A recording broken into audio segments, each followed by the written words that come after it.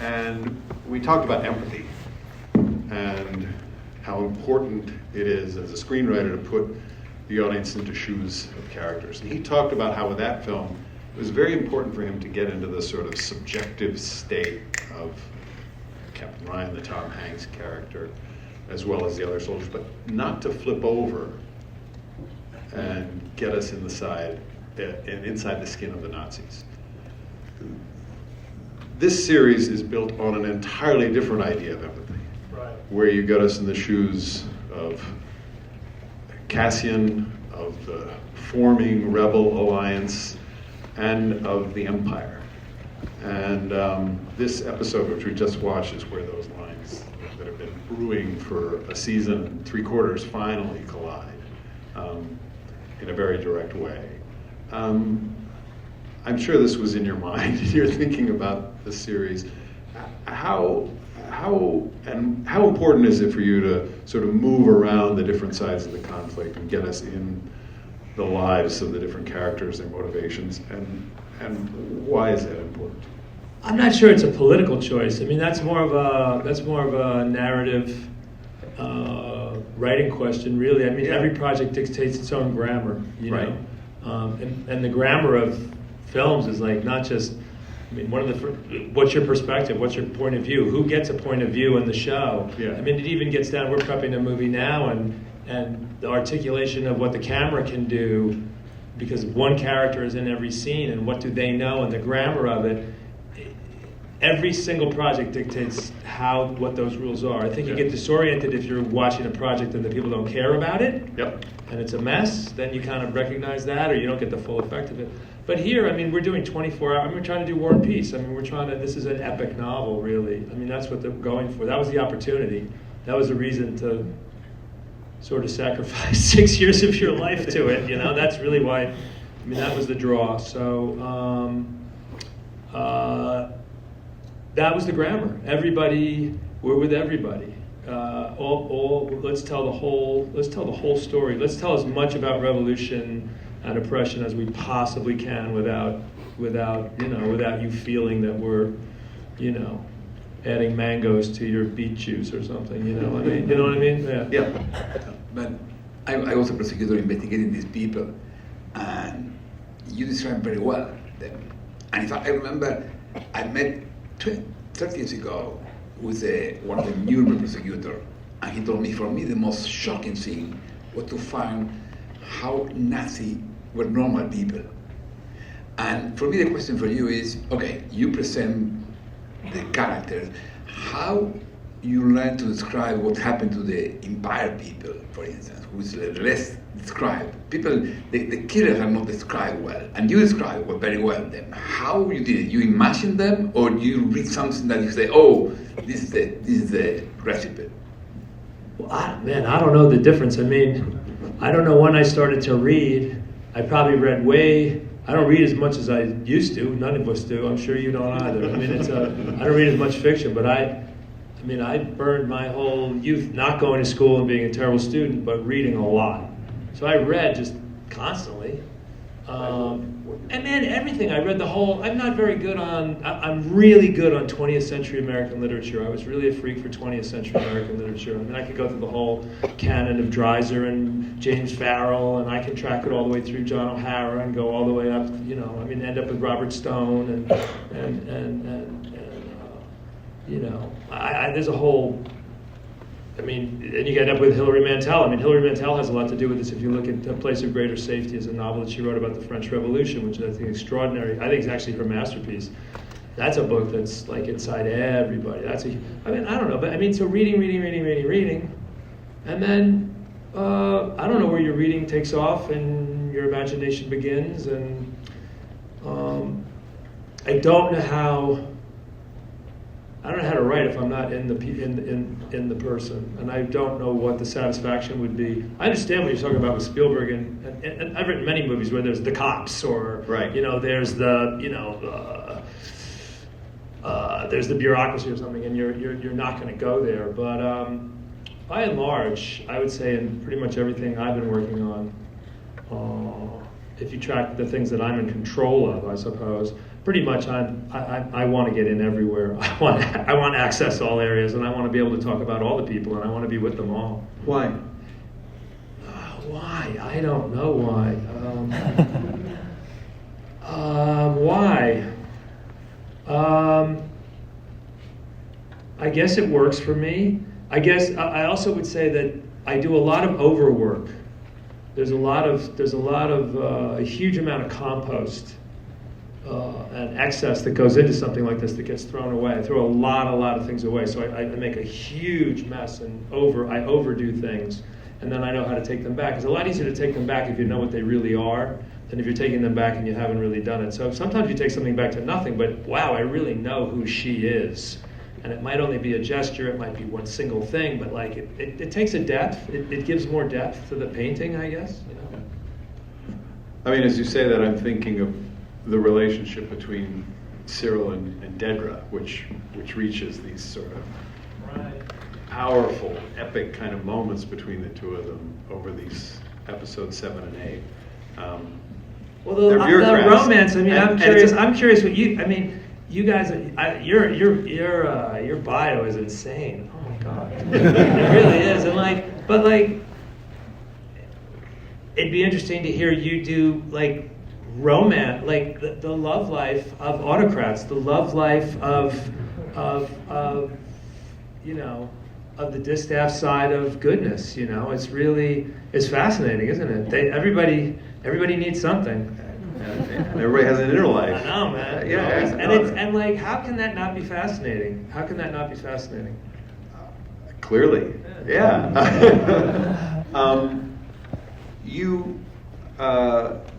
You held this project with fairly loose reins when you launched it, in the sense that the episodes got written as you went along. No. No. I mean, no, this would not be a loose reins show. Not at all.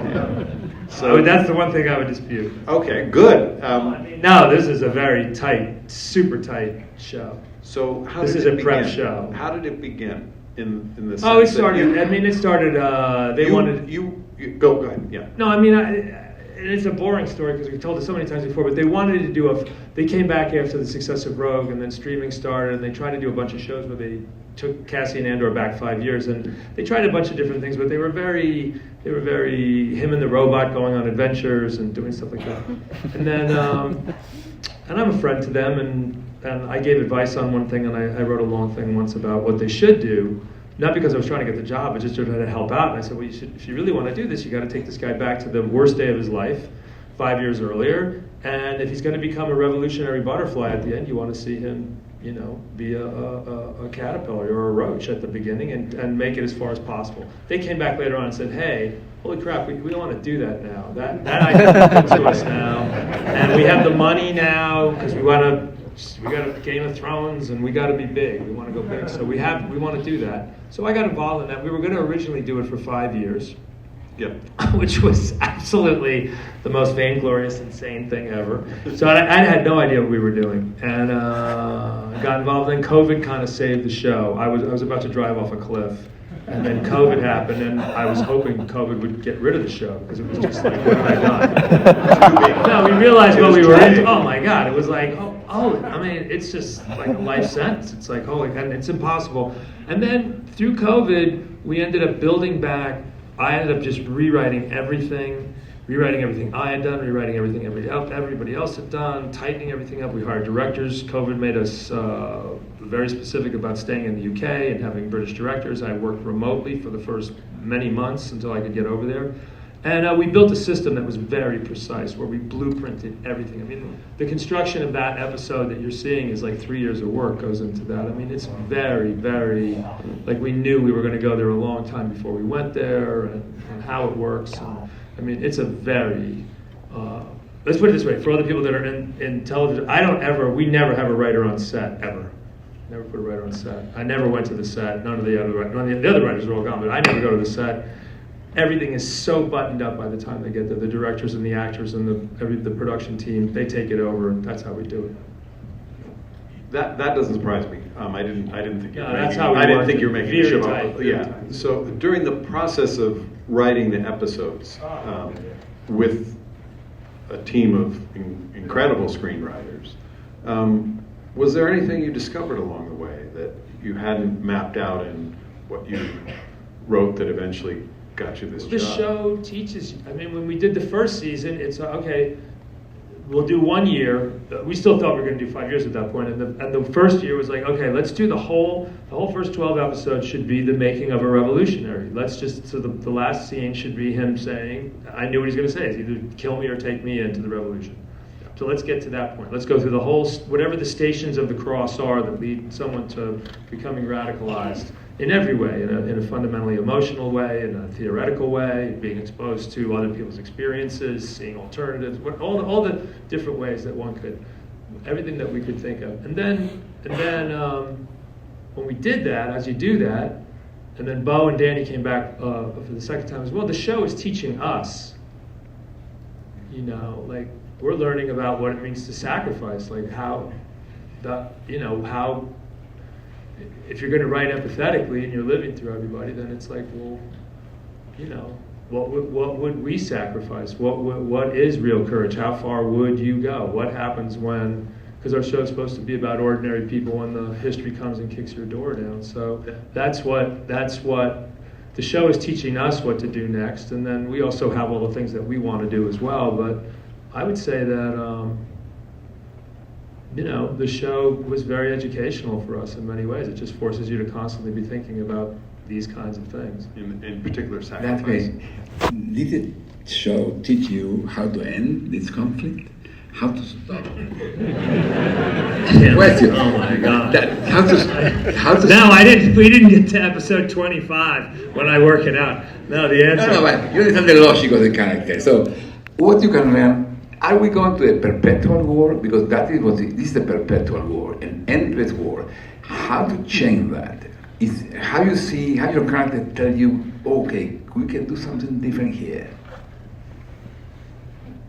Probably other people, there's some people my age that are here in this crowd, probably not too many, but like I laughingly thought that I had enough history. I thought, Vietnam, civil rights, I was the last year of the lottery, and then, Nixon, 9/11, and COVID, and Iraq, and like, history's done with me. I saw enough history, COVID, okay, okay. But, man, what a fool I was. I mean, really, and so, I don't know. I thought perpetual war, I never quite believed the end of history, the book, but I was dulled into a sense of complacency for sure. I don't know. I have to say I just sat in for about an hour, 45 minutes of that, and I haven't seen it in a while, and it's a lot harder to look at now than it was to build it 3 years ago. It's very different than when we built it for what it means and what it means to me, and to look at it Well, but it's Chicago. It's not Chicago. No, it's not Chicago because basically Star Wars is about in the galaxy. It's Chicago next week. I don't know. In the galaxy, because when you present, and that way it's the future, you present a galaxy problem. It's not a nation problem. And even if one planet could be a nation, but now we have all the planets together. So that's why social scientists and political international relations are not describing a global solution. So, but you are presenting very well what are the global problems we are facing. And you foresaw that. I start talking, even episode 1, George Lucas talked about tariff. Starting around me surrounding a planet for the tariff. So, in some way, because you are doing this normal understanding each person, how it's working, and then you finally present the picture. And the picture is sad because we're going to a permanent war. Okay, what did the show learn you something about? Teach you something about that? What can you learn about that? I think the show, particularly watching it now, humbles me because I don't know how brave I am. I think it humbles me because, like a lot of writers, I think I'm, a fantasist and a romantic, and I think I have, I think my imagination and my fantasies outstrip the reality of my pain threshold and my willingness to sacrifice and how soft I am and the things that I've come to accept as, acceptable. So the show is humbling in that sense. I would say that the one advantage that the show has is, and one of the things that's been very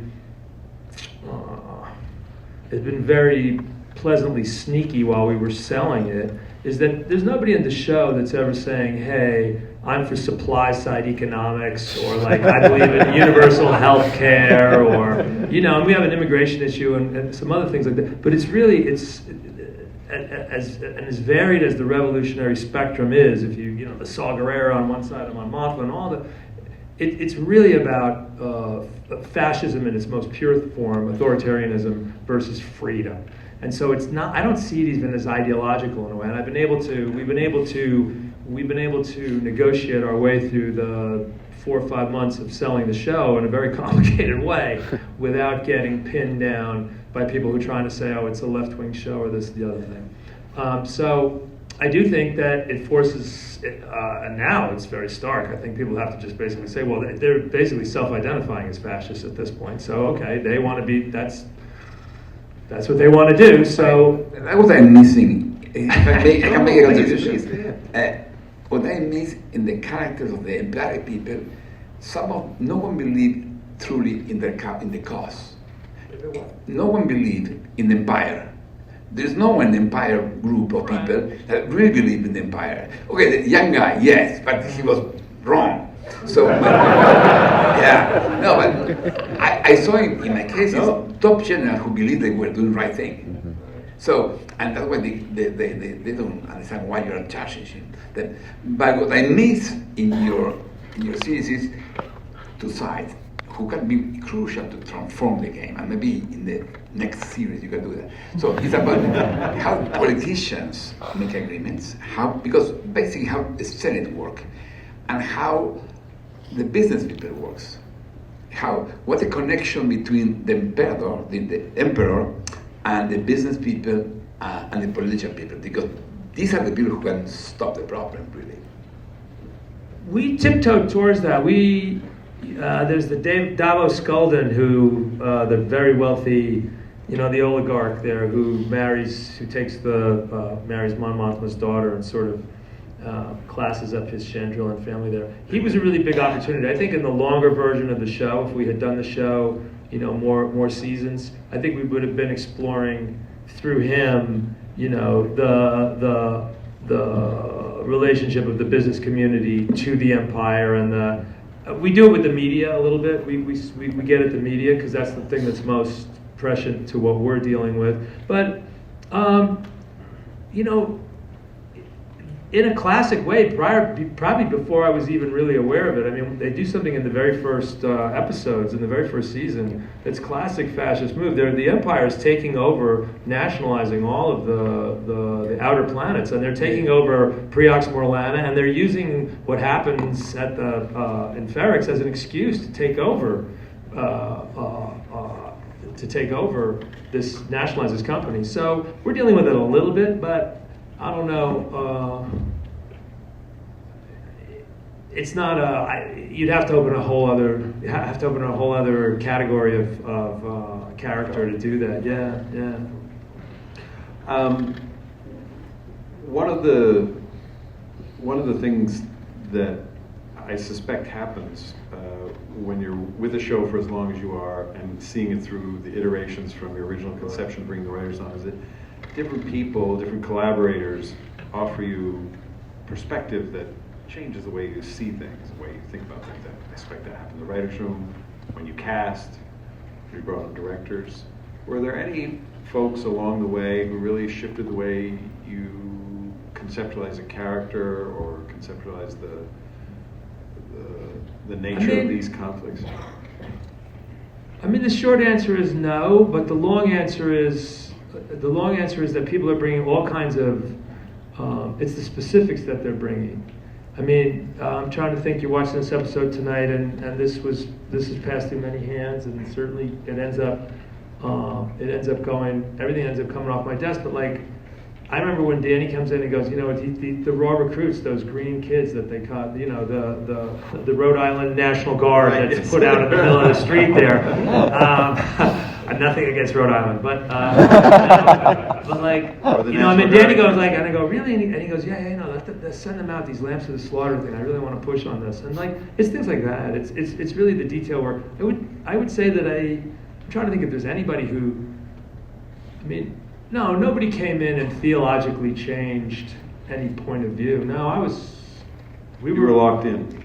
And we were locked because we knew, to be honest with you, we know where we're going. I mean, our last scene of our show, whether it was 20 seasons or 2, was always going to be him walking out to go sacrifice himself in Rogue One and go die with everybody else to go do this thing and have this sacrifice. And so when you know where you're going, and you know what you're up against, no, I mean, I think but that's what you just saw there on episode 8. I mean, that's the work of 2,300 people, 2,400 people in all kinds of varieties, all kinds of people that are contributing to that. Every one of those extras. Yeah. Oh my God, the way that the people are working, the people there for 2 months working out there, and the ADs who keep them animated and alive and energized, and I mean everything. That's every department working together for years. And music, the oh singing my God. in the square is so. I know, and I was thinking that when I was watching it. It really, we always thought of the music and the mandate for the music when we were doing it with Brandon was that it should be nauseous. The whole day should be nauseous because everybody knows what's going to happen that day. It's not. There's no thrill. There's no anxiety that's coming. There's no. It's just inevitable. It's doomed. You're gonna throw up at 3:00 in the morning, you know, and you know how you feel, right? You know, it's just oh fuck, and that nausea, and I mean, I feel that nausea in life now. I mean, I feel that doom anticipation nausea is there. I mean, you've seen it your whole life. That's your whole resume is just you're living for that.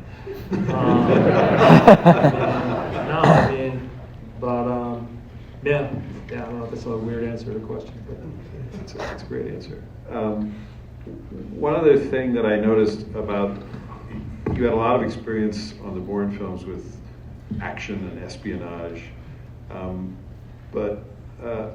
and in those films, but also in Michael Clayton, Dolores Claiborne, you seem to savor characters in morally ambiguous situations, or situations where they're being really squeezed morally in different ways.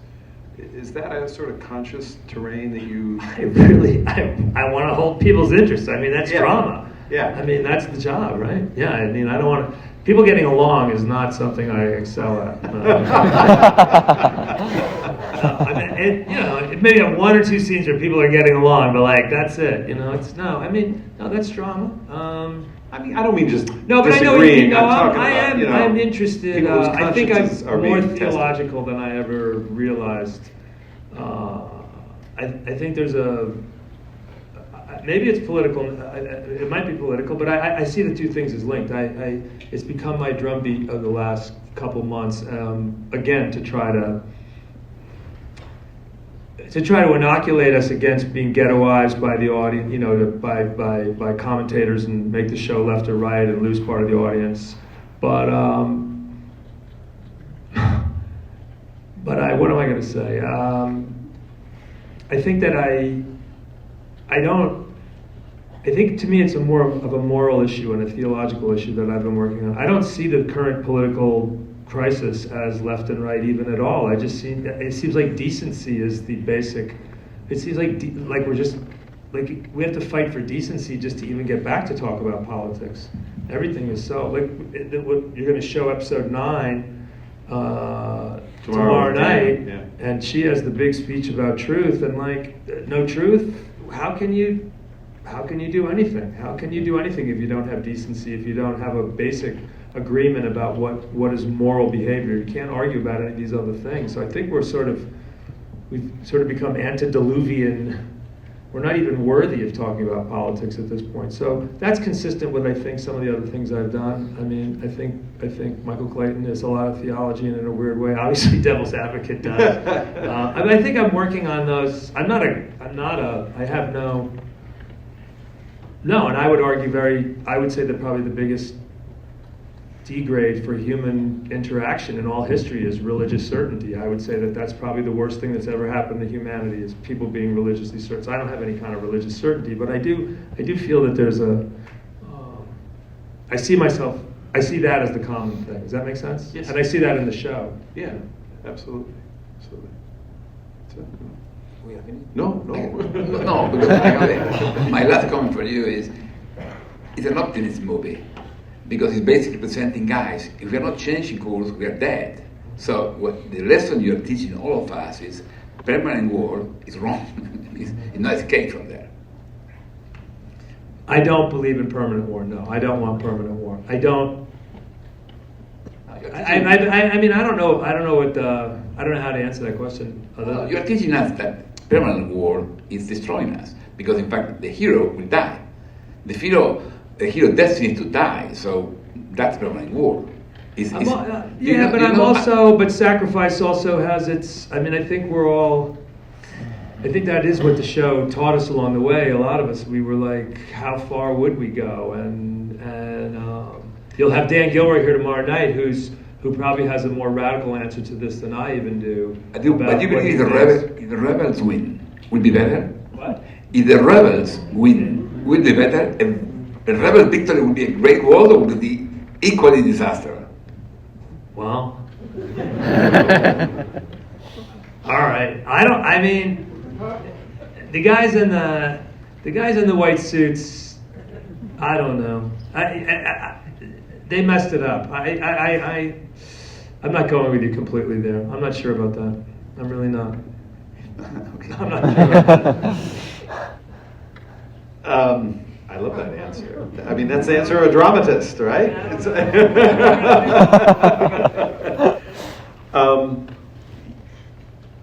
You won the chance to make this series. I'm sure at some point or other, either explicitly or implicitly, the question was, why will this register right now? Why? And this was however many years ago. Yeah. You're looking ahead. It's like launching a rocket, knowing it's going to land on the moon 4 years from the time you start building it. What guided you? Did you have? Is there a zeitgeisty thing that was in play, or was it? We were just really in love with the opportunity. I mean, I've been reading about history and doing all this stuff my whole life. I have all this accumulated knowledge about revolutions and rebellions and insurrections and all the crap I read, and I had no place to put it. I mean, all of a sudden they come along and they go, well, we'll give you, I don't want to, I mean, I could say how much it costs. I've said it before. I mean, it's like $600 million that we had to spend on this show, on 20. We made 8 movies for $600 million over 6 years. That's really what we did. And so here's this huge canvas. I never took a note on the show. I never got one note, ever. Nothing. I mean, one note. We couldn't say "fuck the empire" in the right. That's right. But the show was like, I mean, no one ever told us what to do. We worked with the greatest actors and people on the planet, and technicians, and we're just. I mean, my job is, that's the extra part of it. The job one is to make sure that you're really interested in what happens next, and that it's a ripping yarn, and that you really care about these people, and it's an adventure story, and you really care, and also that you're really emotionally, that your heart is breaking, or you feel restored, or whatever. The political side of it is, was a lot of fun to put in there, and a lot of, we kept. I will admit, by the time we got to season 2, I was like, what are they going to let us do? And nobody said no. So I don't know if nobody was paying attention, or they were too complicated, or too far away, or too, but like, whether the show gets really complicated, it gets really hard to give notes on a show like this once it gets rolling. So as long as we were like, and then you start to feel like you're pulling something off, and then people are digging it, and so they're happy.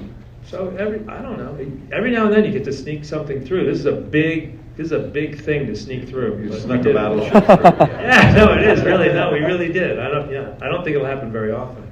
So there was this sense, I got to keep them turning the pages. I got to keep people hooked. That's job one. My main thing is that you have to want to know what happens next. Absolutely. If you don't have that, you have nothing. And then after season one, it's like, okay, let's engage some of these more substantial. More balls in the, yeah. I mean, I don't know how this happened. And it's already just even if, it's a year since we finished, but it's about 5-6 months since we released it. And I'm on another project now, so I'm getting into that. But I already watch it now, sitting here, going like, "How did they do that? I don't know." And it affected you. What was wrong with them? I know. And it affected you. We were in the lobby. You were like shaking. Wow. No, I'm in that place already. Yeah. We've got a lot of filmmakers in the audience, a substantial number of filmmakers and film scholars. Many of them imagining careers, that they hope will end up like yours. Your work has gotten deeper, richer. You had more opportunities the deeper into life you go. This does not always happen. Elder fame. Elder fame is what my wife and There I you call go. it. Yes, elder fame. So, for people packing the backpack for a long career, what are some of the navigational devices that have served you well? I just gave advice to somebody the other day about a young writer who's sort of happening all of a sudden, and she was taking a whole bunch of jobs, and I said, I think you're going to work. I mean, I'm just picking one thing, for that. Sure. I mean, I think my career changed about 25 years ago, when I decided I was not going to ever book a job in front of the one I was on. I never take a job past the one that I'm on. Do the one thing. Don't do anything else. Finish it, or get close to finishing it. Pick up your head, see what you want to do next, see what's right.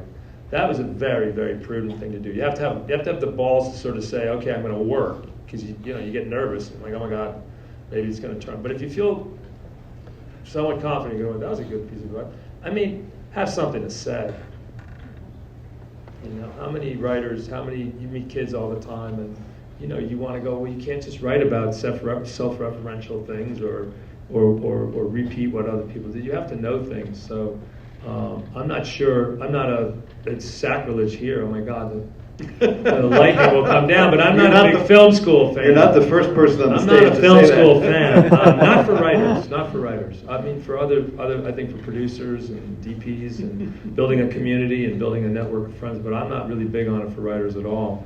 For a whole bunch of reasons. I know. I get this all the time. I know. Okay. But it's not my. I think if you get, it's probably good for a small percentage of the people that come in. It's extraordinary, but I think I don't know. But I think really have something to talk about.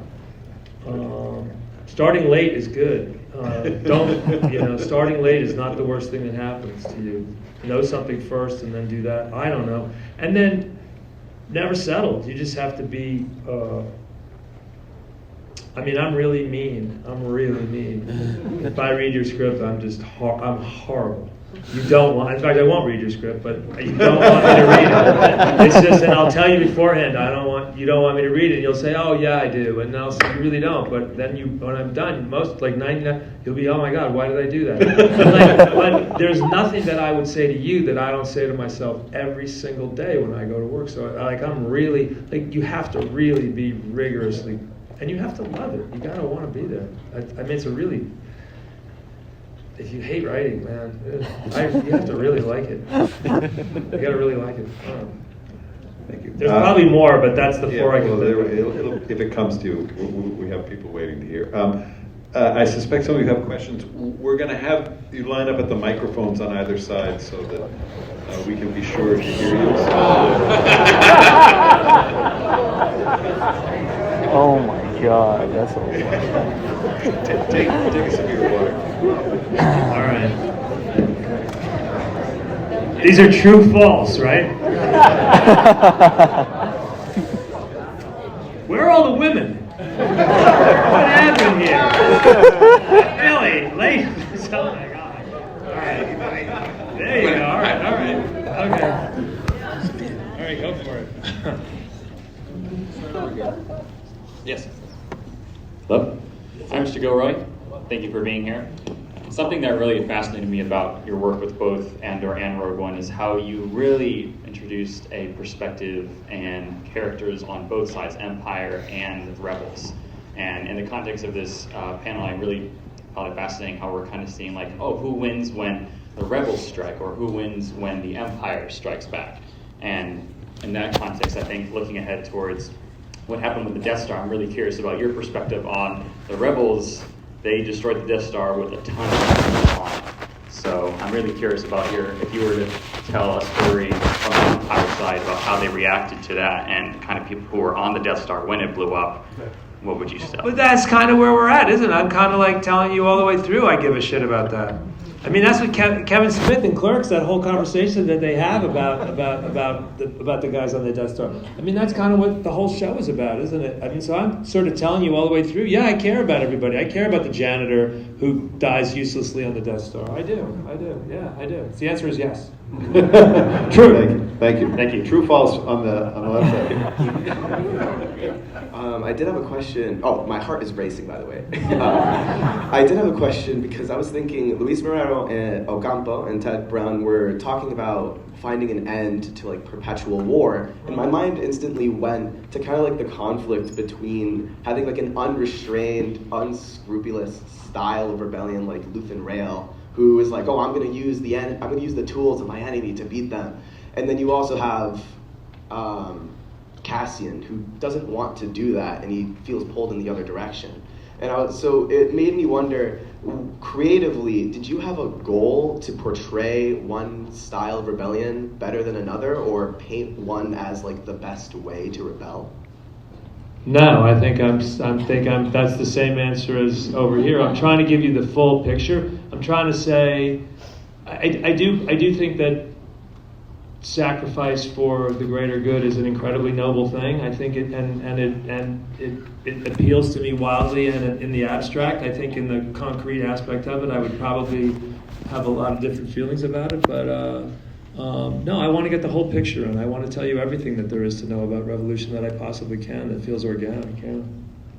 Fascinating. Quick follow-up. I have the Lego set for the U-Wing. Would you be willing to sign the No. box? Next. False. Hello. Happy anniversary, Michael Clayton. So my wife and I actually are visiting from the Philippines. And we're such big fans. When we saw this was going on, we signed up right away. We love your show so much, we named our son Cashan, actually. Oh my God, dude. Yeah, but watching this, like I was really like tearing up because it reminded me so much of what was happening in the Philippines with our president and how he basically killed thousands in the name of a fake war on crime. So gracias, Senor Ocampo, for he's now in the ICC in The Hague. He's arrested. But I guess, like what you said, perpetual war continues. So I guess my question to the three of you is, in all your, is there a way out? Especially now that there seems to be billions of dollars spent on disinformation and kind of like, and there's so much division in factions. Like from your experience dealing with war criminals and victims and everything, and your research, Mr. Gilroy, what can we do? I'm curious if he has an answer for that. I have an answer, yes. Well, Haven't served it. no, the issue is the solution is not the fight. For me, the end show very well that fighting will not solve the problem. When you see Europe have 23rd century 2 huge wars, and now with no more wars, why not? Because they have European Union. US, 19th century, civil war, no more wars. You have a US federal system. So what we need to do now is to build something at the galactic level, at global level. And that's what we need. We need a political system managing conflict. There will always be conflict, but you can manage through law and justice and investigation and cases and civilized ways, or through war. So what is missing, and that's why for me Star Wars, now we're thinking more, is so good, is the world has not the global system. That's it. the International Criminal Court, because the International Criminal Court is the first idea. It's like a Jedi, but we're the Jedi alone. We're Jedis with nothing else. So the answer to your question, the history, the world history show, the institutions manage problem. The problem is the first institution was in Athens, 5 centuries before Jesus Christ. There was peace.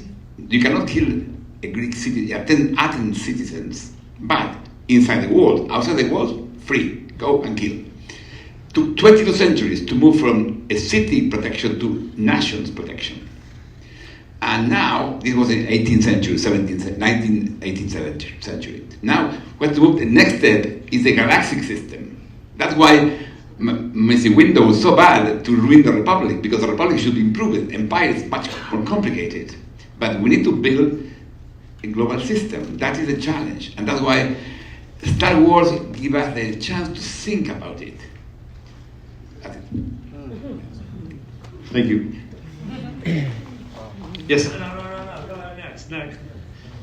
You talked a little bit about Davos Skolden and how he connected to the oligarchy. Are there any elements either of revolution or fascism that you would have liked to expand on that you didn't get to? Is there any I'm trying to think if there's anything that fell off the truck along the way in that. Probably, I think we almost got all the way there. I mean, I can't think of anything really specifically. I mean, I think it was really important to us in the beginning at the beginning of the second season, that we made sure that we really showed how fascism meets itself in the end. It's the corrosive venality of it, that's at the furnace of it, that keeps it going, just can't help but burn itself out in the end. And if you watch all the fascist regimes, they all in the end, they end up consuming the very people that the foot soldiers and all the last days of Mussolini. I mean, it's just, it's all in there. So I think we got it all. I think we did. I did. Yeah. Thank you. Yes? Mr. Gilroy, thank you so much for coming to USC. My question is, Star Wars fans are known to overanalyze every single leaked set photo or over-theorize any sort of leak. I'm wondering if there's a favorite fan theory or thing you might have seen online on Twitter or something else about either Season 1 or Season 2 of Andor. Oh my God, there were so many insane things that we saw. Oh my God. You know, I probably would have had a really good answer for this 3 months ago, and I'll struggle for one now. But there were so many insane things that we saw. That Clea was Cassian Andor's sister. There you go. That was one that we just loved. Yeah.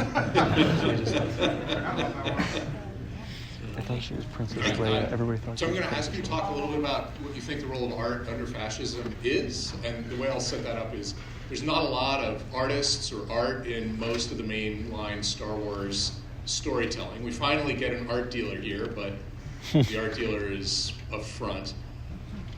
What do you think the sort of role of the actual art in this story or of your art is in a current moment? Well, I think it shifted. I think it's different than when we made the show. I think it's different when I'm sitting here tonight than when we built that episode 3 years ago.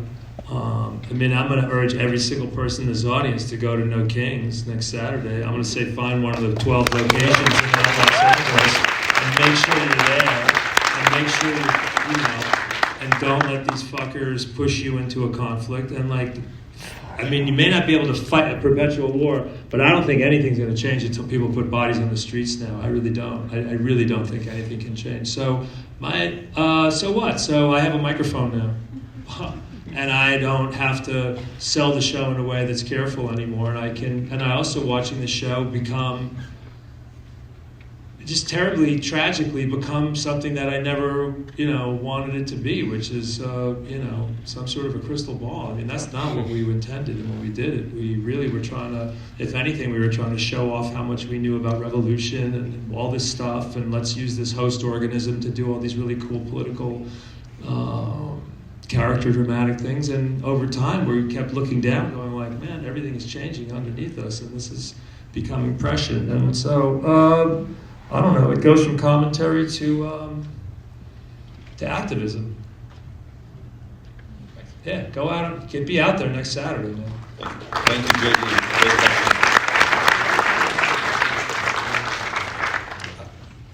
All right, first of all, thank you all for being here. In the context of Star Wars, it takes about 6 years from the Gorman massacre to the Empire's actual fall.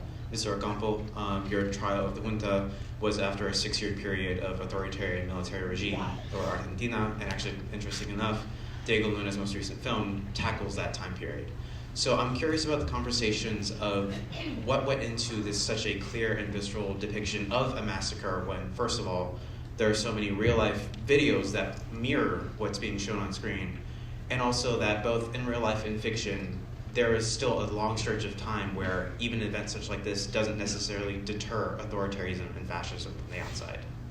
So I'm just curious about what the creative process was. The creative process was mechanical in the beginning. It's, oh my God, I have a calendar. I have 5 years to deal with. I'm not a Star Wars expert, but I have this 5-year period of time that I'm an expert on. And I know when I'm doing this show, I have a couple key events I have to, there's some canonical things I have to do. There's various levels of Star Wars canon that I have to pay attention to. There are some I do not have to pay attention to. That's a fascinating subtopic. There are 6 levels of, 8 levels of, all the way down to fan fiction, all the way up to the movies and different things. But on that calendar is something called the Gorman Massacre.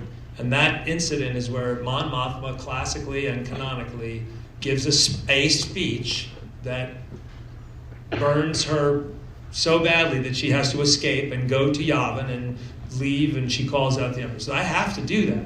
So I know I have to do that when I start the show. Well, there's no information about what that massacre really is. In fact, there's a massacre that happens 15 years earlier that happened in a Legends, another Star Wars canonical. And those two things have been in conflict. So there's been this huge conflict within the curia of Lucasfilm, and maybe I can resolve all that. So I'll say Tarkin did do this thing, and I'll put up the memorial in the middle of the thing, and I can use that, but I have to have a massacre on that. I have to build to that point.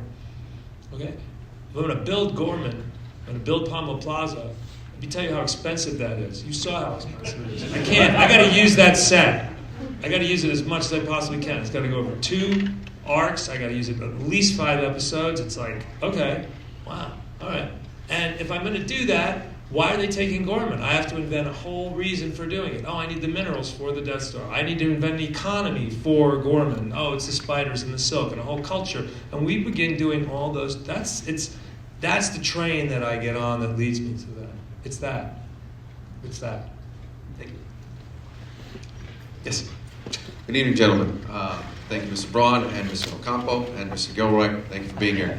I was curious, earlier in the conversation you mentioned when it comes to writing a story, the grammar of the story. And obviously with the original saga with Lucas, he set the foundation of the freedom makers versus the freedom takers. And in this case, finding the grammar for Star Wars, you had that gift of that good grammar there, but what was the hardest challenge of writing this story within the grammar of your story and Star Wars?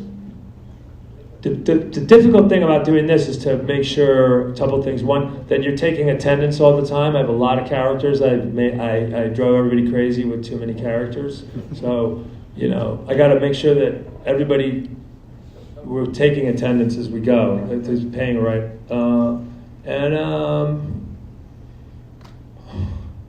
It's like I said before that keeping your interest, and we're doing something extremely daring in the second season, which is we're doing 3 days and then we're leaving a year, and then we're coming back for 3 days and we're leaving a year and we're coming back for 3 days, and the rule was let's not have any corny exposition at the beginning of every episode. Let's just drop people down in the middle of it, and let's write elegantly enough that we don't need to do that. I think that was our biggest challenge, was dealing with the time and the size of the canvas. It's an unusual thing. You don't usually get a canvas that big. And part of that, just what the restraint with using, or not using in this case, the Force, and the mysticism of it all, was that... I wasn't going to do it at all. That was my plan in the beginning, not doing it, never going to do it. And then we got into it, we were on it for a long time, and you realize how important it is to people. I'm around a lot of real Star Wars people, and there's, and I wasn't going to do it if I couldn't find a way to make it work for me. And I found a way to work for me that made that I really believed, and also, it also helps me. It's very hard to understand why Bix is leaving, and you'll see in the next episode what happens in 9. Her motivation, it helps me there. So it's like, it's a lot of different things, and it's a lot of different things that go into that. But yeah, I wasn't going to do it in the beginning. No. Thank you so much for your time. Yes. Hi, Mr. Gilroy. Thanks so much for stopping by. Thank you all for hosting this panel. My friends and coworkers know me as that guy that doesn't shut up about Michael Clayton, so I love that absolutely guy. love it. I was wondering where you were. I'm here. I've been here. No, but my question is a writer's question. This show is about so many huge, political, socio-political themes. It's a lot of history that's, in the future. And, you talk about when you made Michael Clayton that you can't go into it making a movie about corporate malfeasance. It's got to be a movie about who Clayton is, as a fixer. Or in this show, a roach turned into a butterfly in terms of Cassian. When you're building outward, from that core idea, could you talk about the process of, was it hard not to lose who that character is, or you've got all these other characters that are flying around it, but at its core it's about this guy who's going to become a revolution, linchpin? I think if you believe in any character and you believe in them and you really know them and you're really being truthful and and if they're doing something interesting, oh my God, he's a fixer in a law firm. Oh my God, he's a guy at the edge of the rebellion who's going to get sucked into what. But if it's really truthful and you're really on it and you make steps forward, you let the character take you where you want to go, not in the script, in your messy compost outlining in the beginning while you're don't do this in a screenplay yet, but while you're figuring it out, and let that person take you legitimately, cause and effect, step by step. What would I do next? If you're writing well, little things that you're leaving behind are like breadcrumbs, and you come back and go, oh my God, that's why I did this, and that's really important for later on. Some of them won't be worthwhile, but if you're writing well, you find that you're just leaving all kinds of wonderful things behind that are there for a reason. It's truth. It's being really plugged into the truth of what's happening, I think. I selfishly asked. I'm in the midst of rewriting my thesis, so that actually really helped out. All right. Thank you. Appreciate it. Truth. True. Hi, thank you so much for coming out tonight. From what I've gathered, you tend to not sugarcoat your opinions when it comes to discussions with directors and studios. What enabled you to feel comfortable with that, and how did it impact your career?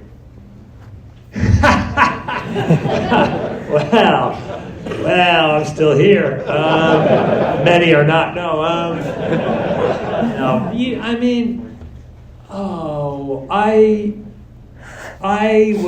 I was a pain in the ass to directors until I became a director, and then I became I'm a much better collaborator for directors when I come on a job now than I ever was before. But you're also less I was a bartender for 6 years. I was a really good bartender. So if a bartender's really good, I'm really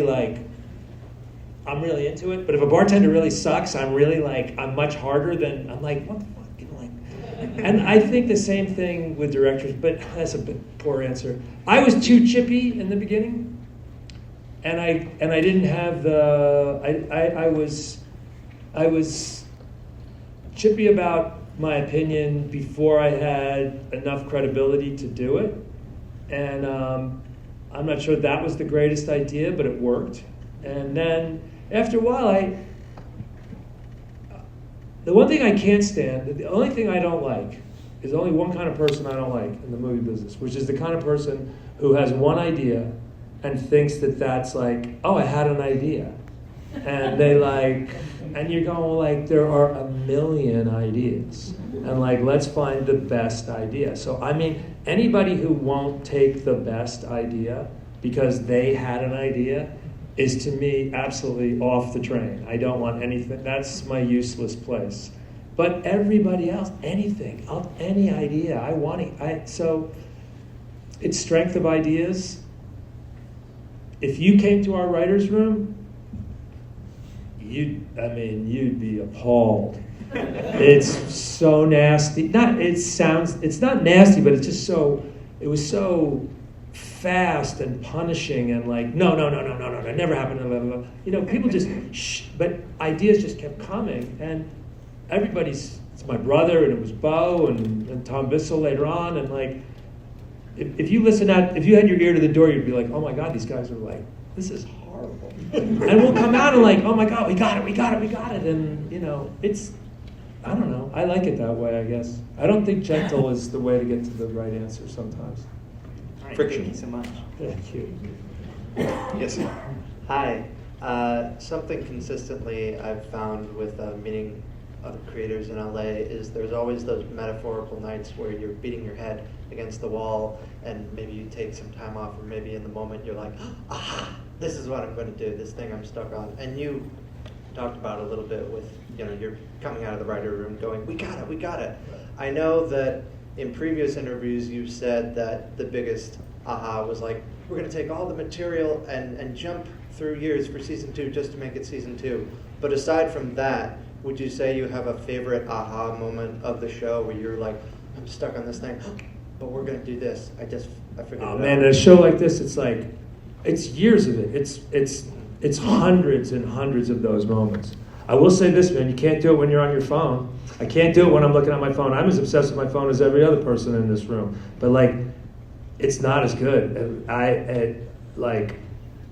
It's still the walk home from the cutting room back to the hotel where I'm just walking. That's when it's happening. Or it's the cab ride where I'm out of batteries, and it's like, or it's you know, the bike ride to the DI where it never happens when I have my phone out. Ever. That's one thing. That's for sure. I'm as much of, and like, you just have to be. You can be really lazy and say, oh, you know, someone says, oh, you just seem to be flopping around. You're not doing anything. Well, I'm really working. Sometimes it's a bullshit and you're flopping around and you're wasting your time. But it really is true. If you're really involved in something and you're really plugged into it and you're really obsessing over it and you're really working on it, you know, when you're not doing anything, you're still working on it, as long as you're not playing Connections or something, you know. Thank you. Yes. Hi, Tony. Very simple question for you. Based on your research of authoritarian regimes, what do you think is more impactful, nonviolent resistance or violent resistance as demonstrated and represented in Star Wars? Oh, man. My bad. I'm urging people to go out on Saturday and be nonviolent. No King's Day. I'm saying I don't see how.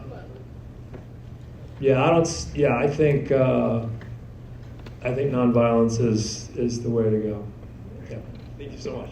Thank you. In fact, evidence show massivity is the problem. Massivity. A non-violent or a violent massive will change. How change is a different game, but change is produced by massivity. That's why Star Wars is interesting. How do you mean massivity? Many people, number of massive bodies, massive movements, yes. Massive movements. Mass movements. Okay, I just mass, sure. Exactly. And it doesn't take much to pretend you have a mass either. You have a good director. Are you good, or should we wrap things up? I want a question from a woman.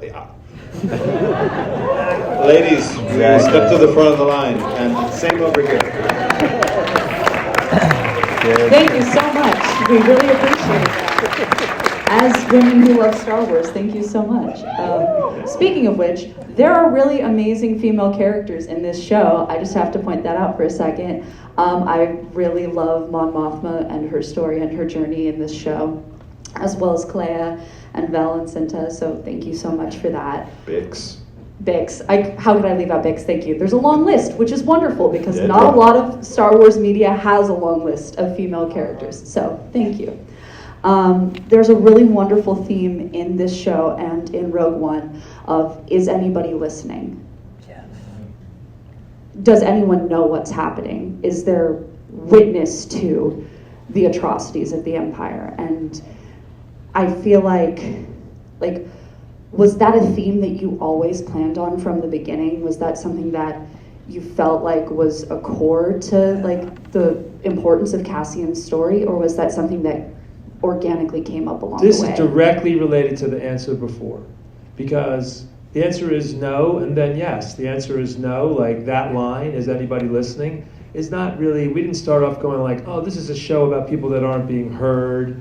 But boy, oh boy, by the time we got to the prison sequence, and and that's a mini revolution. That's the show writ large in those episodes. I mean, that's a revolution within a revolution. And that's where he really becomes fully radicalized. And that was the place where, okay, I have a funky problem, which is I have a prison that's like super high tech, and why aren't there cameras? And why isn't there a microphone? And I can't really deal with that. It's going to be a real problem for me, storytelling. We built this prison, and then we designed the prison so it seems really oppressive, but we have to design it also so it has enough places where it's leaking that we can make our way out of it. So we're designing it all the way through, everything that happens. And all of a sudden it becomes really important to say nobody's listening. And then we go, oh my God, we've already been talking about that. Look at that, we've already been talking about that. And then when we get to Gorman, and I remember we had to write the speech for Drina at the end. Because the episode used to end in a different way. It was the ending of that episode you just saw, it went longer. The episodes were balanced in a different way. And then I had to write the whole thing for Drina at the end on the radio thing. I said, let's get this radio thing where she's going on. And it's like, my God, is anybody listening? And you go, oh my God, we're writing really well because these things are all related. You're going to ask me this question. And so that's when you know that it's happening. That's when you know you're in the zone. Thank you so much. Paris. Hi, I'm Paris. And you spoke a little bit earlier about your love of history and reading, finding the time is hard these days, and the collective memories of those like historical events that you studied and like the rebellions and insurrections and things like that. And I was wondering if there was any specific works of like literature or authors or historical like moments or texts that you found yourself coming back to when you were working on these episodes, and follow up to that, how much you think history influences your work and how important you find that in your process of like planning out stories and finding out what you have to say. Oh, I would say that all the crazy reading I've done is the only reason that I'm here. I mean, I have things to talk about, and that's the only reason why. I'm like a lot of screenwriters. I could sit down almost next to anybody and have a conversation. My knowledge is like 1 inch thick, but like really wide. Really wide, but it's really not deep. But then if you have to go deep on one thing, then you can. I can dig in anywhere. I can talk about anything, I think. But the first part of the question was the authors, texts, anything. Oh man, I already talked. What did I mention? Hilary Mantel. I mentioned Hilary Mantel. There's a great. God, so many books. I think one of the books that a nonfiction book is the House of Government. You know that book, The House of Government. That's this professor at Berkeley who just been. It's this incredible survey of the Russian Revolution, micro level of all of the players, people, minor players, and the lives and romances. His thesis, I think, a lot of it has to, and they're all the people who are all going to die in the show trials. They'll all go through to the show trials, and they'll all get killed. Yeah. And it's all these relationships, and it's all these people. And they move into that House of Government, the big apartment building that Lenin built, and it's just so reassuring from a character point of view, because the people are so eccentric and they're so messed up and they're so familiar in such a way, and they're involved in something that they just passionately believe in. Revolution is a religion for them, and I don't know. There's so many. My God, the works on revolution. The podcast History of Revolutions, Mike Duncan's History of Revolutions. If you're into this at all, like that is just like that's a whole fun year of. I'd listen to every single episode. He does the entire history of revolutions. He skips very few throughout history. Yeah, I don't know. Thank you so much. Yeah. Love the show. All right. Thank you. Okay, so my question is what do you think the best possible outcome for Gorman would have been? Because on the one hand, the Empire is going to land the mining equipment on the planet, so they have to do something about that. But but then the Empire is building a trap for them to make them do that. So I guess, is there a good outcome for Gorman? And if so, what would it be? Or was their legacy, or was the best possible outcome what we saw? They would burn, but they would burn bright. I think that the only way out that they had was if they found an alternative for calcite or synthetic calcite, and they'd found an alternative. I think that was, that's what Ben Mendelsohn says in the beginning. That's why I think that's why I feel so nauseous in the sequence, because it just feels, it's so inevitable. It just feels like it's just this inexorable thing, and everybody's going towards something and there are people in the crowd who know what's going to happen. I mean, the father knows. He knows in the morning what's going to happen. Who knows more than anybody than Diego, and Cassian knows what's about to happen there. He's seen all this stuff. He knows what's going to happen. So I think that, sadly, it's the. Again, it's like watching these ice things and watching what's happening. It's just like a parody of what we did, and it's like these things are so inevitable. It's like, okay, there's a line in I don't know what episode it is. I think it's. Is it in? It might be where the Gorman senator says to Monmouth, he goes, "They don't even bother to lie. Like they don't even care how they lie anymore. They don't even bother to lie well anymore. They don't care." I mean, I think that nausea that I'm feeling when I'm watching them pull over three ridiculous Texas National Guardsmen pulling over a delivery guy on a bike in Chicago and try to rouse him because he's photographing them with a camera, and you're going like, well, this is just absolutely. This is inevitable what's about to happen, and it's I think sadly. So then, quick follow-up question to that, if I may. What do you think? Do